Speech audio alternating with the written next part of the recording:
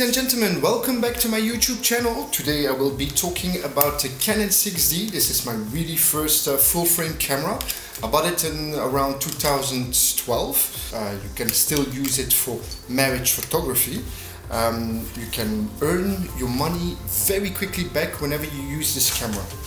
If you buy the 6D Mark I second hand, you're gonna first of all find it very cheap on the market. You're gonna find it at approximately $300, 300 euros. It will also give you the access to earn money. So whenever one of your friends is asking you to do photography for the marriage, you easily will earn the money that you have invested in this body. Now, of course, in previous videos I've already told you the biggest investments will be your glass, so make sure you have the right glass. But if you want to have a balance between a good body and a good glass, maybe find a good camera second hand.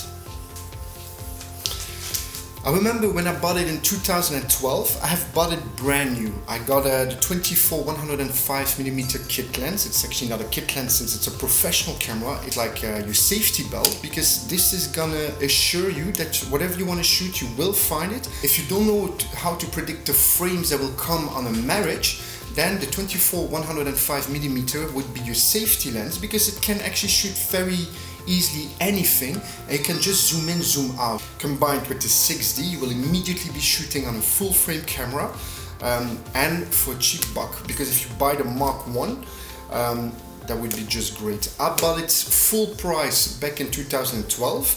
I know I have worked very hard to put aside money. Of course, I won the money back that I have invested in my camera.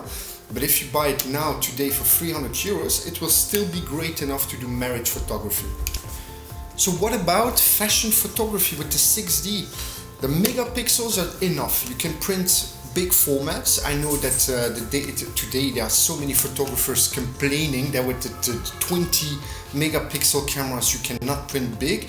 Actually, my background is graphical designer, so I really know how to set up things to put it into a maximum. The issue, or the main issue with photographers, is that they want to keep 300 dpi, and then they're going to press Ctrl-T to expand something larger. But that's not the way how things work.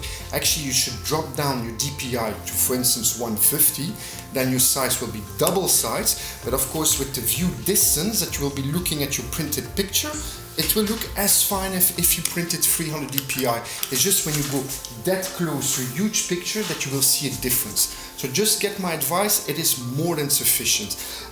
In the studio itself, when you have a good transmitter and receiver, it's really very functional. It's very compatible with most lighting. So you will also be pleased for fashion photography. At the end of this video, I will add extras of the pictures I made with the 6D. I'm not saying goodbye to my 6D, I'm still using it as my B camera, since now I have the 5D Mark IV, and that will be my main camera. But just in my mind, this has been since 2012 till 2020. My main camera, I never needed to complain about this camera, because everything I wanted to achieve, it made me achieve whatever I wanted. So it will be more than sufficient if you have this camera. I'm just gonna come a little bit closer to the camera, because I just want to show you guys, this camera is also built as a tank. This camera has felt so many times, from stairs, underground, from my tripod, it felt just everywhere. Just still alive, no real scratches, it's still in very good shape. Okay, the battery grip here, it's a little bit like shiny, because it's like a third party, it's not the official one of Canon. But still, it's really robust, really functional. I think I did at least 4 times the shutter clicks. So normally it would be around 150,000 clicks, but I'm sure I did at least 4 times what should be supposed to be shot with. I never had to enter it into a care center of Canon. Still working. And after 8 years, this camera is still working as a new camera. So it's actually workhorse. Yeah, you do not have the advantages of the 5D Mark IV with the joystick, but I actually didn't need it, because once you get used to it, like the double button with the scroll, you'll really get used to it, and you will be as fast as a 5D Mark IV, but you'll just you'll need to get used to it. 6D, I really loved you. Now, of course, it's time to have a new baby, but you will always be in my bag, and I will always give you a place in my bag. I really loved you. I'm not the type of photographer that will sell his camera to buy a better one. No, I prefer to keep as a sort of souvenir, because I'm an emotional guy. I like to keep my bodies. I don't like to sell them, except of course if they're damaged, then I would consider to sell it for a very cheap price and buy a new one. But as long as it's working, functional, I will definitely keep it. For the video making part of this camera, it's full HD, 25 frames or 30 frames a second. If you go to 720p, yes, you'll have a 60 frames a second. But it's not truly a video camera, but it's really functional. Even if we're in the 4K area today, there are still so many YouTubers that really enjoying filming on a full HD.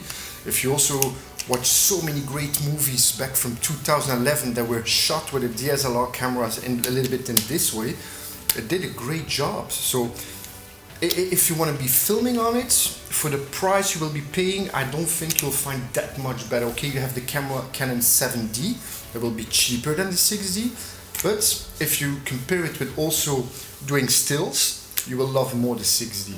For the beginners that came to me for extra lessons, mostly it's last years of photography, and they asked me which camera I would advise them. I always advise them the 6D because it's a very easy full frame camera to learn the techniques and every skill you have to learn to become a better photographer.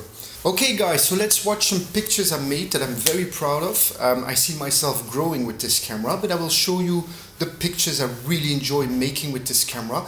I will also show you a picture that I printed in big format, so you will also know what this camera can achieve and which kind of format you can expect of this camera. And of course it's still not the maximum because I can still go bigger without having quality issues. So guys, thank you very much for watching my YouTube video. If you liked it, please press on the subscribe button or like button. Thank you very much guys, and see you next time.